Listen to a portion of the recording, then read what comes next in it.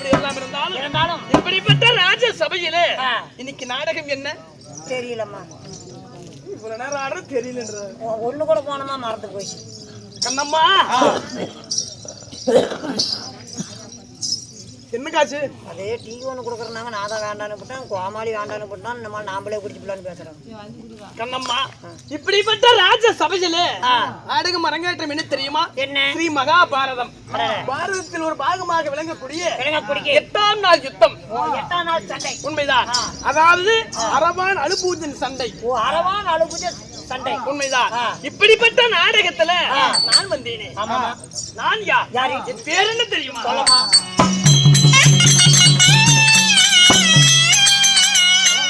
அடியே உச்சையில் போவோ சோனே அடியே தட்டிய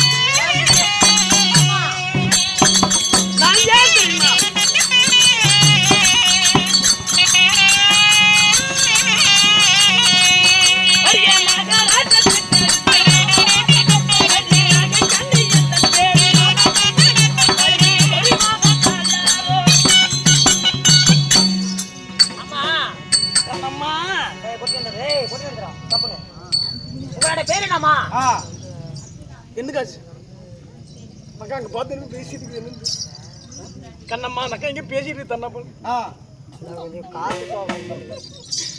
மேல பார்த்து பேசுது. கண்ணம்மா நான் யாரு?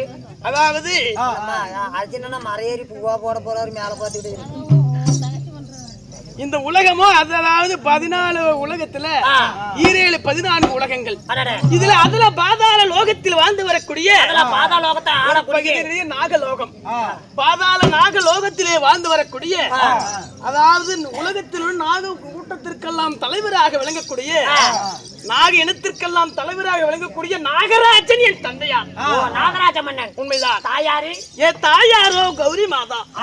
தாயாரோ கௌரி மாதா. கௌரி மாதா. கௌரி அம்மாள். கௌரி அம்மாள். உண்மைதான். அப்படி கௌரி அம்மாளுக்கும் நாகராஜ மன்னனுக்கும் எத்தனை பேரு? அள்ளி செல்லமாக பிறந்தேனே. என் பேரோ நாகக்கண்டு என் தறிவாய். உங்களோட அதாவது உளிவி என்று சொல்லக்கூடிய நாகக்கண்ணி.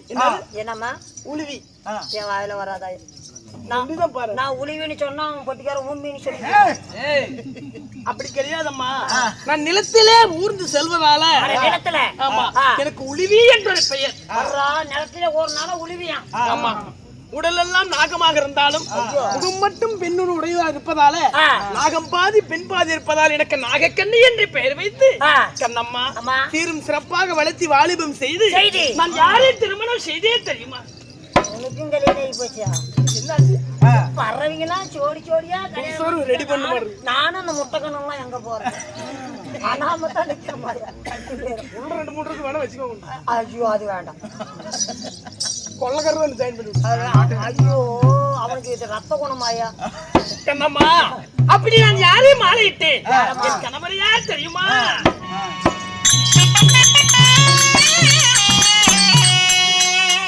அடியாண்டால நகி மண்ணே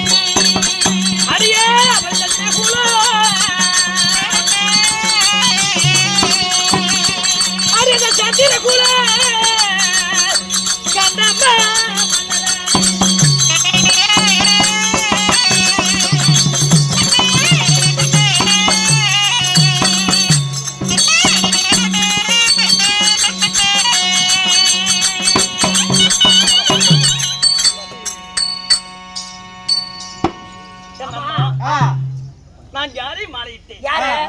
சரியான சந்திரகுலம் கோடு தவிர அந்த குருகுலம் பாண்டவளோ 5 ராஜாக்கள். பாண்டவர் 5 பேர் சொல்றீங்க. அந்த 5 பேர்ல யாரமா மாறிட்டீங்க? 5 ராஜாக்களிலே 2 இளையவர், 2 மூற்றவர், அடுப்பிறந்த நாயகர். 11 பேர் 12 அழகு 32 லட்சம் பொருந்திய யாவற்ற ஆடவர்கள் கூட பார்த்து மாசைப்படும் அளவிற்கு அப்பேற்பட்ட பேரழகு. என்ன மாதிரி? உன்ன மாதிரி கிடையாது. ஆண்களே பார்த்து அப்படி ஆசைப்படுவாங்க. அப்படி ஆனழகு படித்த மன்னன் அர்ஜுனனையே நான் திருமணம் செய்தேன். 11 பேர் பிடித்த அந்த பார்த்திப மன்னனை நான் திருமணம் செய்தேன். கண்டாசைப்பட்டு காண்டிபரை திருமணம் செய்தேன். நான் படித்த ஆசைப்பட்ட அந்த பார்த்திபனை திருமணம் செய்தேன். உண்மைதான். அப்படி அர்ஜுன மன்னன் மாறிட்டு அர்ஜுன மன்னனுக்கும் நான் நாவலும் தாழக்கூடிய நாகக்கண்ணி அம்மாளுக்கும் காலகாலத்துல குழந்தைங்க இருக்குதா? கண்ணம்மா. ஆமா நானும் என் கணவரும் இல்லற வாழ்க்கையிலே ஈடுபட்டு சரி சுகமாக ஒரே ஒரு ஆண்மகனை பெற்றெடுத்தோம். என் மகன் பேர் என்ன தெரியுமா? என்ன? என் மகன் பேரோ நல்லறவான். ஓ, நல்ல அரவான். உண்மைதான். நல்லறவு பாலனை சுகமாக ஈண்டெடுத்து என் மகனுக்கு என்ன தெரியுமா நடந்தது? நல்ல அரவான் பாலனை என் மகனுக்கு என்ன தெரியுமா நடந்தது? என்னமானது? அம்மா, இந்த பாவி நயவஞ்சக நாடு நகரத்துக்காக வேண்டி என் மகனை நாங்கள் என்ன செய்தோம் தெரியுமா? என்னமா? மனிதா, என் மனது எப்படி தெரியுமா உள்ளது? எப்படிமா இருக்குது? ஏழடியும் சேர்ந்து பேரிடியாக ஒரு தலைமீது விழுந்தால் எப்படி இருக்கும்? அதுபோல் என் உள்ளமே கலங்குது.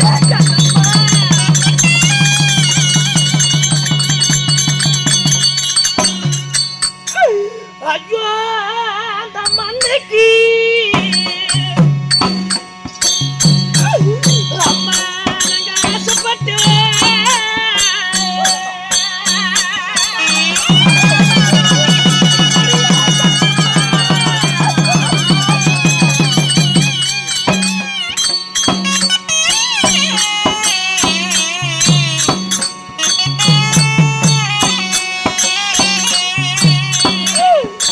என்ன போல தாயாரே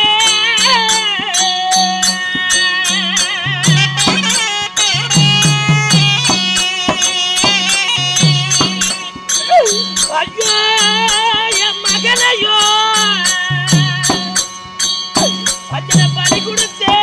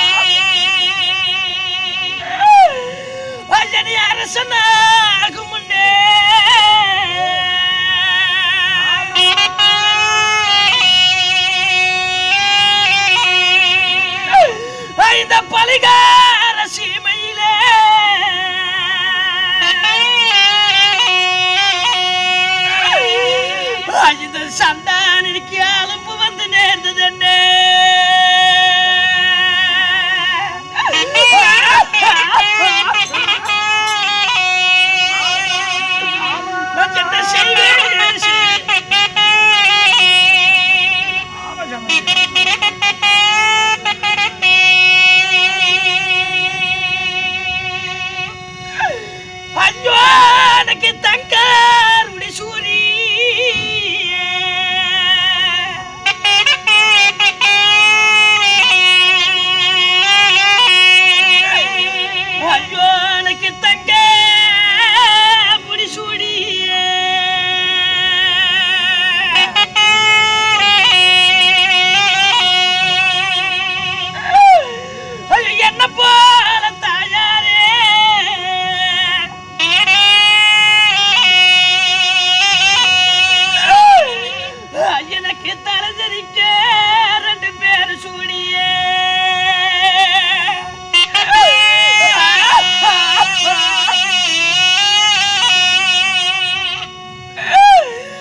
ஐயோ எனக்கு தலை தெரிச்சு கொல்லி வைக்க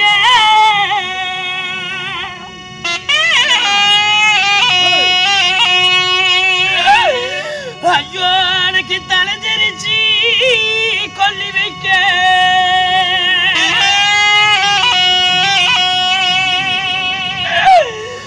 இந்த பலிகார சீமையிலே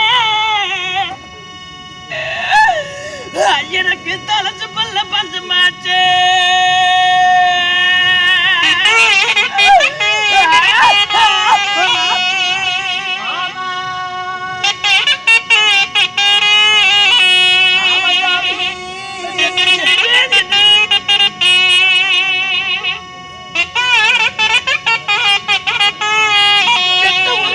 இழந்து விட்டு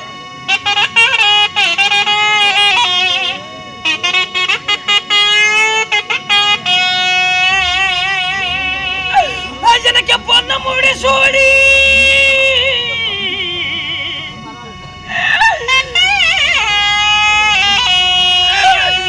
அம்மனுக்கு பொண்ணு முடி சூடி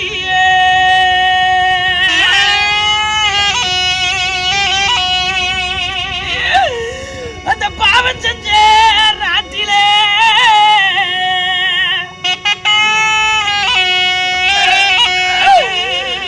எனக்கு முகந்தளிக்க பேர சூடி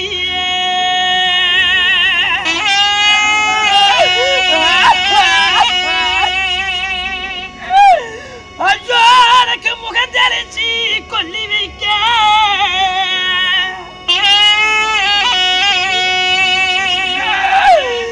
இந்த பலிகார சீமையிலே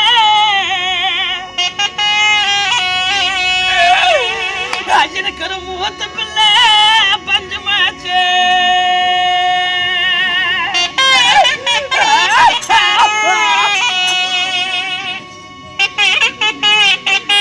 யாருக்கு திரும்பி செய்து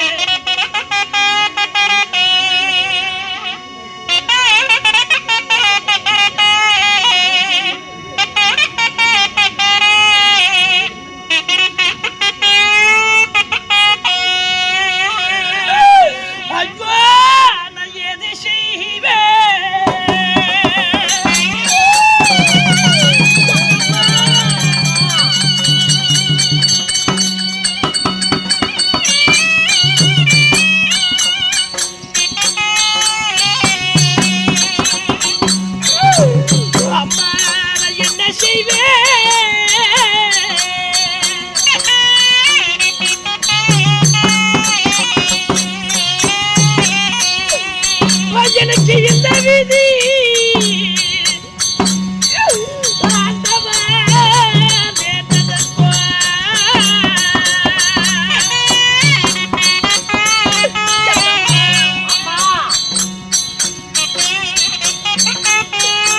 ஒரு மகனை காலிட்டு வெட்டி பலி கொடுத்தோம்.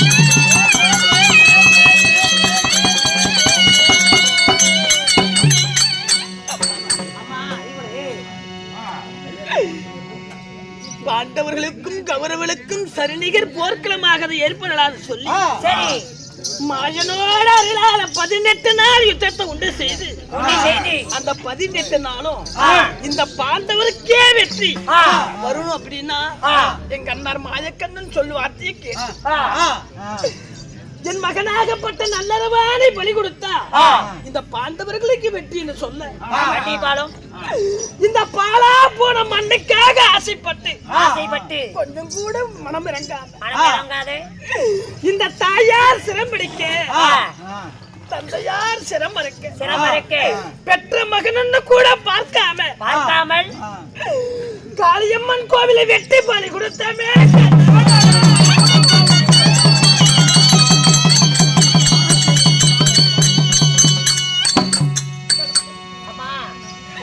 இந்த பாவி மண்ணுக்காக ஆசைப்பட்டு என் மகனை பலி கொடுத்தோம்.